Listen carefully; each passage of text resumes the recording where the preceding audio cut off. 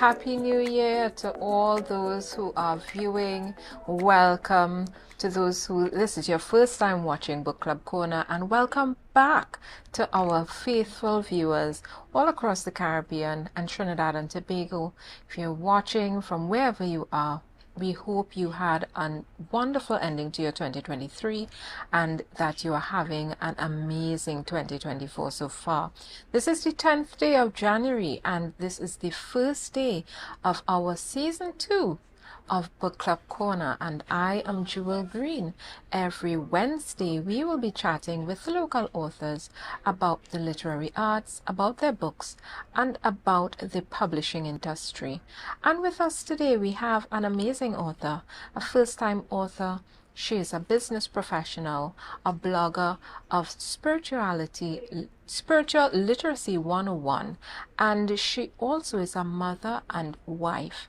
And this is her first book, and it's called What Do You Believe?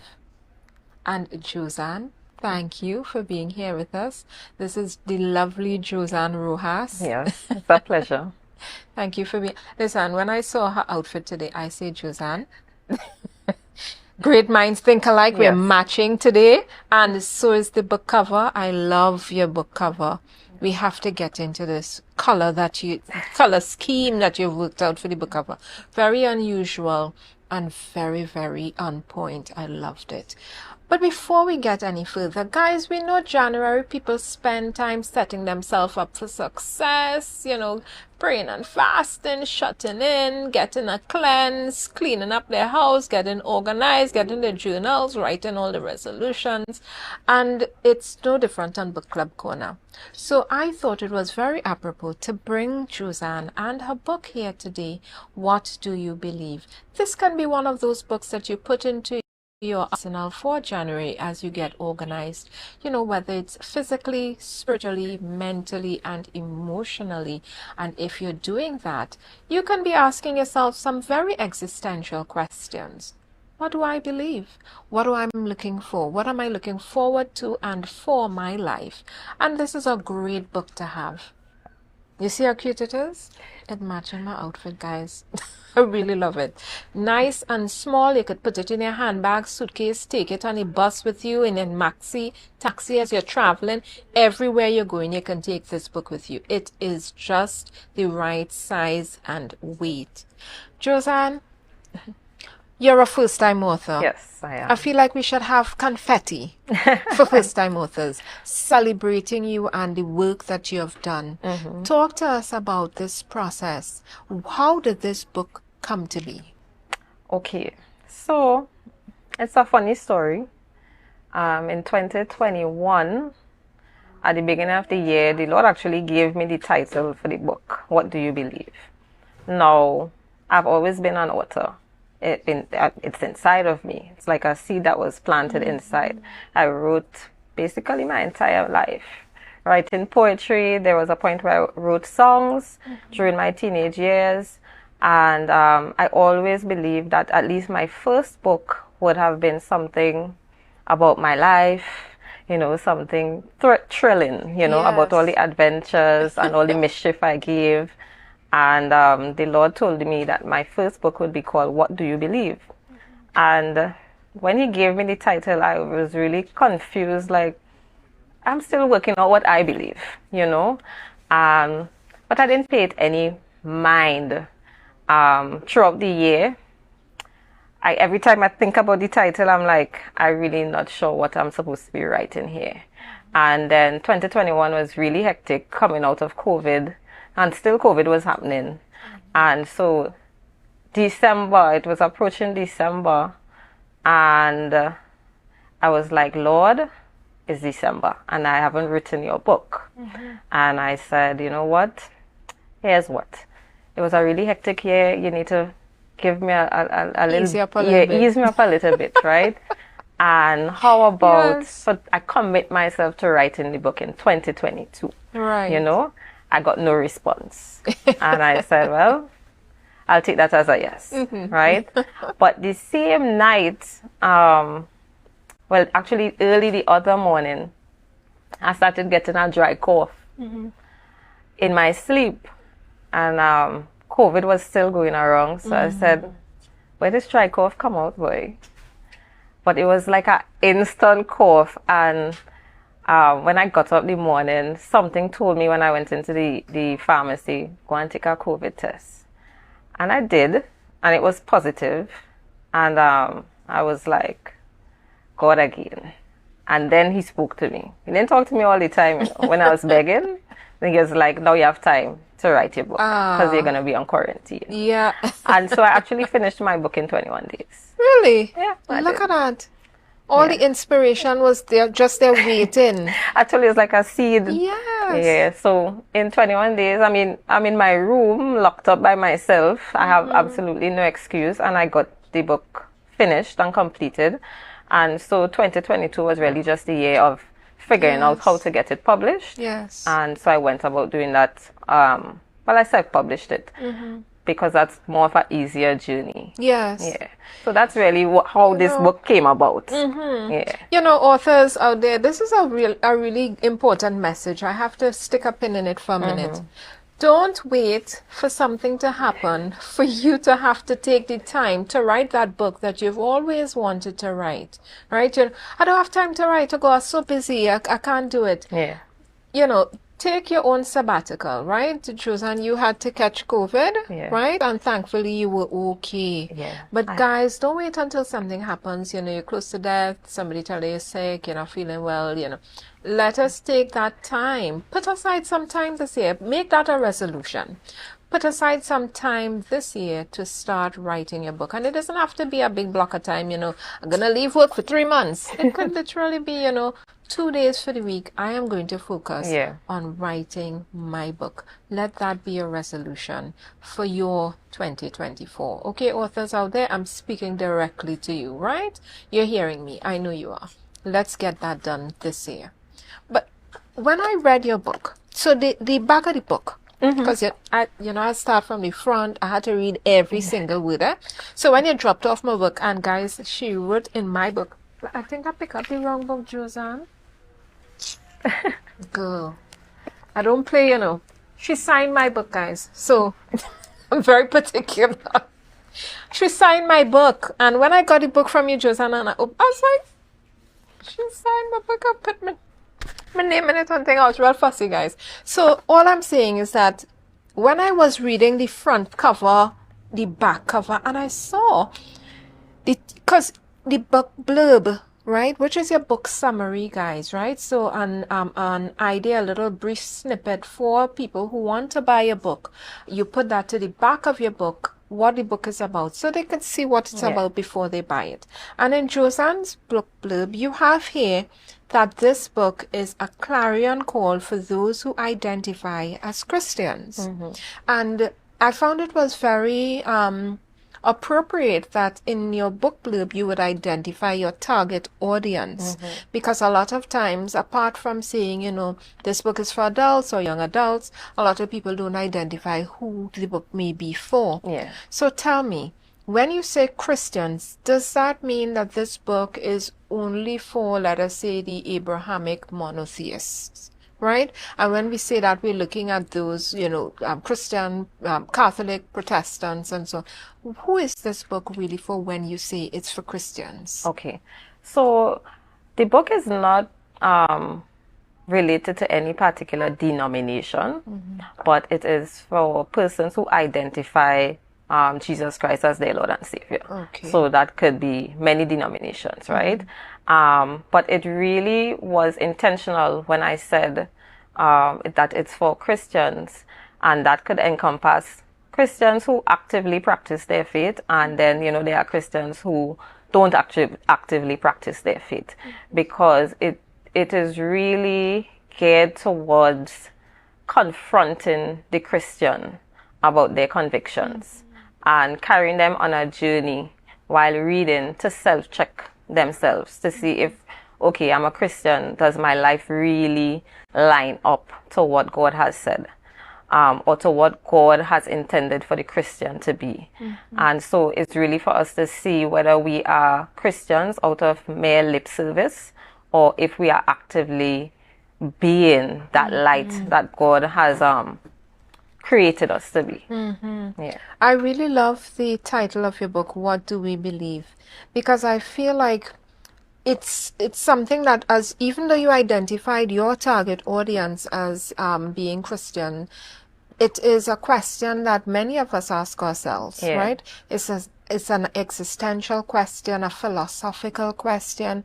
What do I believe? And not just faith-wise, but what do I believe about myself? Yeah. Am I entitled, and do I deserve the best in life, right? My dreams and my goals, do I even deserve those, Yeah. right? And are those things something that I'm going to pursue?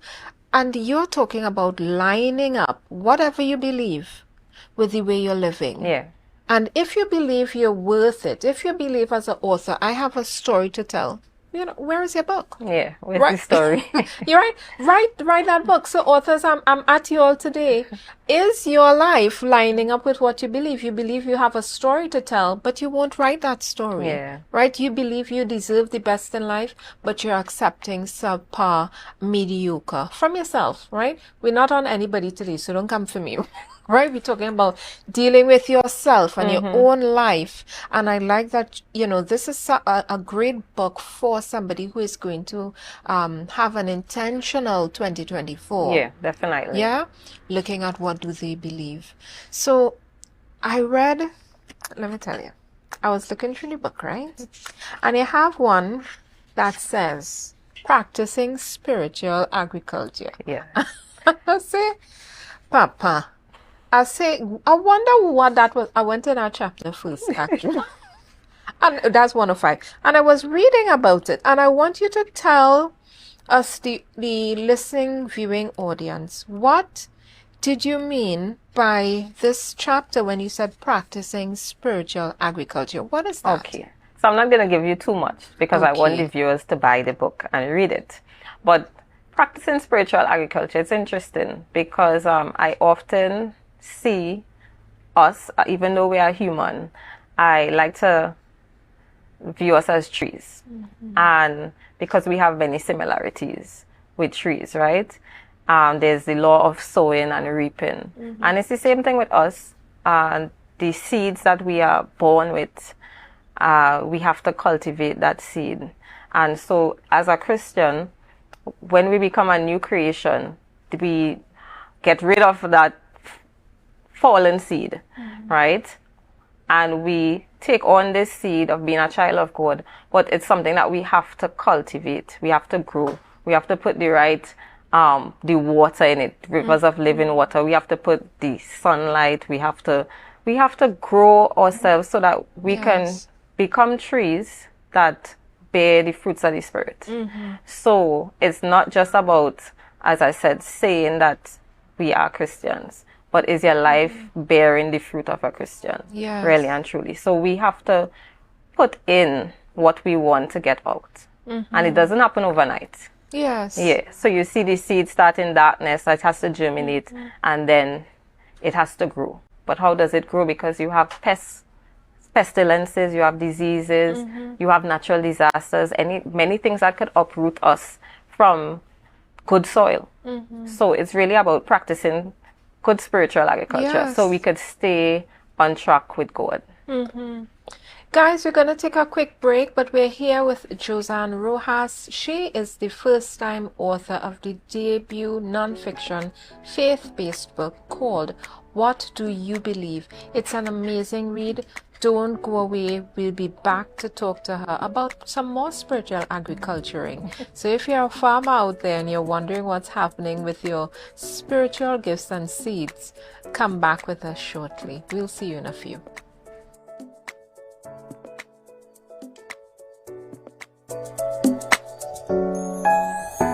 Tobago Glass Supplies has been a leading name for over 37 years in the glass and aluminum market in Tobago. We provide an extensive range of high-quality, innovative aluminum and glass products for commercial and residential use. Competitive prices with superior and professional services by committed employees who are guided by rigid quality standards. Tobago Glass Supplies specializes in the manufacture and installation of glass and aluminum products that that are essential to today's homeowners and the business environment. We are engaged in marketing, sales, and installation of a variety of products. These ranges from windows and doors to necessities such as mirrors for homes and vehicles, designed and manufactured in-house or imported.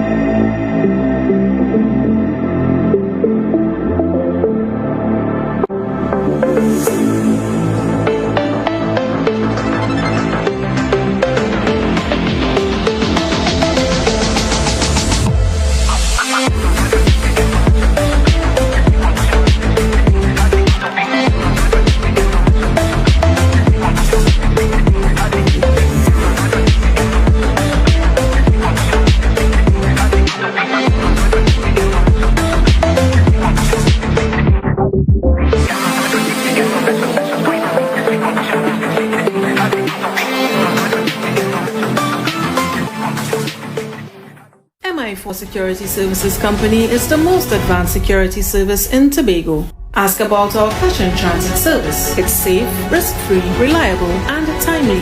We provide safe banking delivery for all business types and sizes with highly trained staff, 24/7 monitoring, coordinated emergency response, and a well-maintained fleet of armored vehicles. Contact us at 660-7723 or visit our website at www.mi4securitytt.com to sign up today.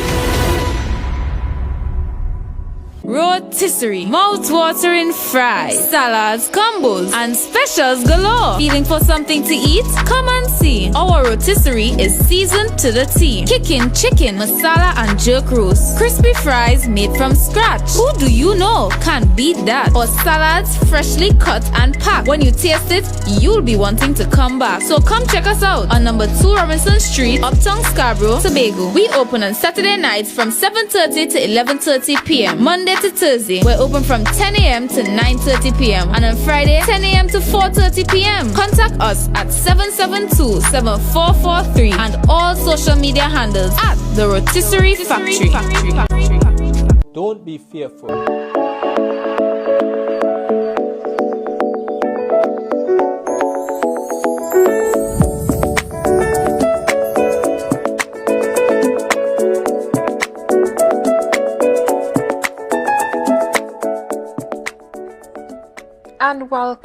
And welcome back to those. This is your first time viewing Book Club Corner, and welcome back to our diehard, let me tell you, our fanatical fans of books and everything that deals with literature. Thank you for sticking with us and being back with us.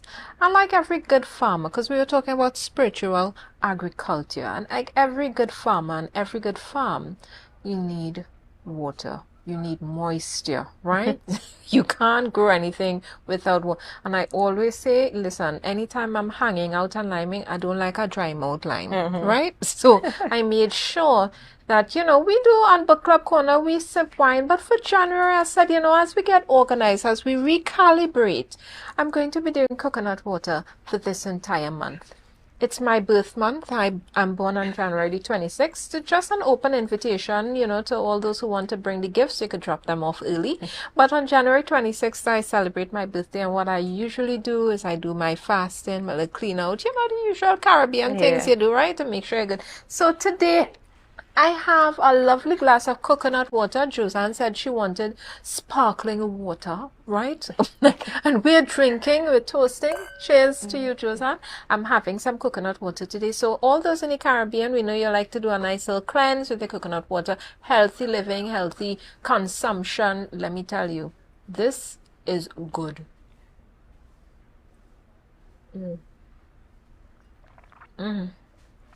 Shout out to my pastor. Is he into these things? She? It's an inside joke. Okay. I hope you're watching and I hope you caught the joke. But Josanne, before we get back into this book about spiritual agriculture and putting work into bringing that seed forth. Because even as authors, sometimes you want to write a book, but you're not sure what to write, how to write. And I'm just putting it out there for authors. Don't forget that you can invest in yourself, invest in your gift as an author, and make sure that you understand how to write the best book that you can put forward. So you could take your time, invest in yourself, go on YouTube, right? The University of YouTube. Yeah, and Google. All right then, go on the Googler, right? And Google anything you want about writing, about your genre that you prefer, but how to get that book out there, right? And you mentioned that you're self-published. Yeah. Tell me, if you considered going the self-publishing route, like this is the only way I can go, or did you think about, the traditional publishing route, and what is happening with you today? Because we had a conversation. So tell us. So I did look at the two routes, traditional and self-publishing. And for the first book, I realized that going traditional would have maybe been a rough ride. So, and because I guess I wanted to get the book published quickly, because this book was an assignment. It was a God-given assignment. So, I went the self-publishing route because it was more convenient and it was a bit more, it was easier, right? It was actually a very smooth process for me. I did hire a publishing consultant who lives abroad. She's originally from Trinidad, and she's also a book coach. So she did coach me in terms of the process of self-publishing. And because she's a consultant, she did assist in terms of getting an editor, somebody to format the book, and being able to upload it on Amazon and on Kindle and all these things. And so, that's the route that I took. I didn't want to try to figure out everything on my own in terms of, some people want to write the book and then you want to try to format it. You want to try now to figure out how to upload it and you're getting errors. No. I just wanted to write the book. Yes. Have someone who has the know-it-all in terms of how to get this book self-published. And I'm going to pay you and we get it done. Yes. So that's the route that I took. The only thing that I really had any part to play with was my colors, how I wanted the inside of the book to be, the front image. I did have my spiritual mother and friend. She did do the design, and I was very intentional about what I wanted as my image, and so she did design it for me, and then we gave it to the formatter and someone that created the entire image for the book itself. And so Okay, wonderful. So for those out there wondering, what are talking about self-publishing tradition? What's that? Yeah. Let me just explain quickly. So anytime you are paying someone or some persons, editors, cover artists, graphic artists, or if you are paying to publish a book, you are self-publishing.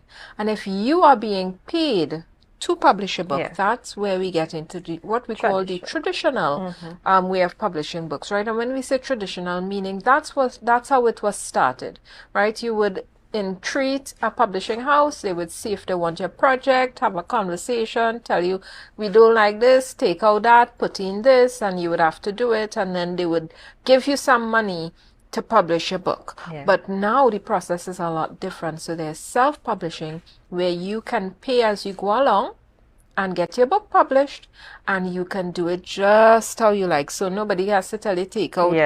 Right? Yes, your editor might come and say, listen, this is not proper English, this isn't flowing. But by and large, the book is your decision, and the way you want it, that's how they have to do it, right? I think that's the only concern you may have when you go traditional, because they may want to change certain things in your book, and you may feel like, but it's my book and this is what I want to see and this is how I want it to look, and they may have a different view, and because they have the money, they will have more of the say. Well, as they say a long time, those who pay call the tune, right?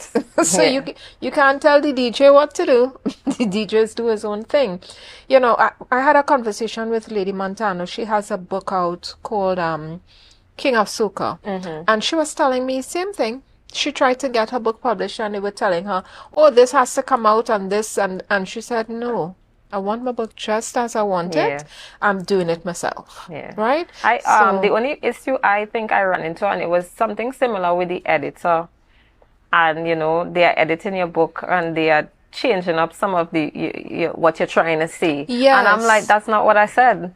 So I want what I said in my book, not what Yes. you think I'm trying to say. Like, what I said is what I said. And yeah, that was the only issue I had. Yeah. So I do editing from time to time, whether it's an article or a book or whatever. And I had one author, I was saying to them, I need to understand what you were trying to say. Because even though it's not flowing well, if I make changes to make it flow, Yeah. it may change the whole It may change, trajectory of what you're trying to say. And they were like, what do you mean? I said, I need to know what your voice is. Yeah. I need to know what are you saying, right? You may not be saying it the best way, but if I don't understand what you're trying to say, I could take everything, I could take Yeah. the sweetness out of your juice. Yes. And when people drink it, they're like, who is this? Yeah. So you as the author need to, one, understand your voice, understand what you want to say, the essence of it, Yeah. so that the editor and you can work together to make sure that story reflects who you are, Yeah. and reflects the story you want to tell, the way you want to tell it.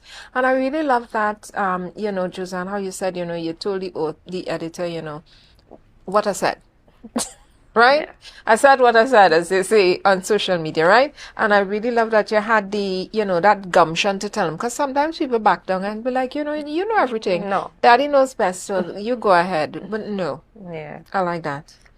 I looked at this book and I don't know what you all think, bibliophiles out there. I do have, you open your book and you break the spine kind of, you want to flatten the inside. I don't like my book like that. I like my book looking fresh and new. So I opened this book, listen, very carefully. I always open my books and read my books. I don't dog edge my pages and all that. So bibliophiles out there, comment and tell me how you all read books. You all just broke open the book, right? Or you all just very daintily and nicely open the book and read it. Put in the comments to me, please. But Josanne, I noticed you have in your book some spaces for self-reflection. Yeah. And it kind of gives a bit of a workbook feel, Yeah. but still a book to read, right? To get information. Why did you decide to incorporate those areas for self-reflection in the book? Because I want the reader that while they are reading after every chapter, that they can quickly reflect on what they are reflecting on and answer certain questions that I have pinpointed for them to answer. Right. So based on what I would have written in the chapter, they would now, answer certain questions. And they have the opportunity to write it one time. They don't have to go and look for paper, a journal. But it's really just to kind of prod them. Yes, and Yeah. I listen, I love a good workbook, but let me tell you, first of all, I'm not writing in pen. I'm writing in pencil because I might need to erase this. I come back to this 2 years, I'm a different person, right? My answers may be different. So I would advise you all, if you're getting Josanne book, get a nice soft pencil, right? Don't get like a 3B, right? Or a 3HB pencil, a soft, so you could, Yeah. you wouldn't do too much impressions. Because if you're like me, you want your book to look pristine. But So you could rub it if off they and are write back. writers, they're gonna need an extra book Yes, because you see? yeah. Do you have a journal to go with this book? No, I'm working on that this year. I can't wait. So people, you hear that she has a journal coming. Before we want to start to wrap up, you have 2 parts in this book that you want to read first, because we love to be read to. Yes. So tell me what page, because she didn't want to tell me earlier, and I said, fine, don't tell me. Let it Well, be a the secret. first one is in page 108. Okay, let's get And there. it's in your favorite chapter, Practicing Spiritual Agriculture. Okay, let's get to it. So I'm going to read from Practicing Spiritual Agriculture. God wants us to know that we can only produce fruit of our own kind. We ought not to fight God's design. The longer the orange tree tries to be something he is not, the longer he will try bearing the wrong fruit in the wrong season. We must never forget that fruit is designed to be born in season. God always has a season of preparation and a season of harvest. Are you trying to bear fruit when you should be preparing? Are you ready for a harvest, or will your fruit fall to the ground to rot and waste? Josanne, some gems here. Some gems here. My mother used to have this saying, figure out who you are and be that. Do that. Right? If you're a horse, be a horse. If you're a turtle, don't try to get with the horses, right? They'll just trample you and you'll never reach nowhere. So, figure out where your lane is. And that's what you're saying here, right? I love that. Yeah. Listen, you'll only produce a fruit after your kind. We ought not to fight God's design. The longer the orange tree tries to be something he is not, or she. Yes. The longer she will try bearing the wrong fruit in the wrong season. Well, put that in your pipe and smoke it. The other chapter, which is right after practicing spiritual agriculture, it's chapter 9. It's called Soul Building for the Kingdom Warrior. And it reads, soul building is really about building and strengthening of one's character. Right. When you build your body, you show off how you look. But when you build your soul, you show off who you are. And if how I look is temporary and who I am is eternal, then I'd place more emphasis on the character from which I cannot escape. That is a good one. But guys, she's not saying to forget, right? That's not what Josanne is saying, right? Josanne is saying, I think I'm hearing, pay attention to your inside, the self that is going to be more permanent as much as, or even more than we pay attention to how we look. We put so much emphasis on how we look on the outside of the cup, and the outside of the cup clean, but what about what inside the cup? Inside the cup dirty, inside the cup full. What happening inside the cup? So we need to place as much emphasis on what we put in the cup and how clean inside the cup is. As much emphasis as you, even more so. And I'm saying not to take care of yourself. Yes. Take care of yourself, look nice, do all the dandy things we have to do. You look banging, but girl. It needs to, inside and outside needs to match. Yeah, it has to match. Sometimes you're going to people's yard, and listen, I'm not coming for anybody, right? But you're going to some people's yard, the yard looking lovely. You go in the house, it's in shambles, right? It's just that it doesn't match. Yeah, it don't match. You thought it was going to be this, and when you look inside, it's something else. Yeah, the mat's not matching, according to the young people. When the mat's not matching, they add it up at all. So, guys, what we're talking about here is some existential questions, some philosophical questions about introspection, retrospection, right? And having some direction, some intention for what's happening with you for 2024.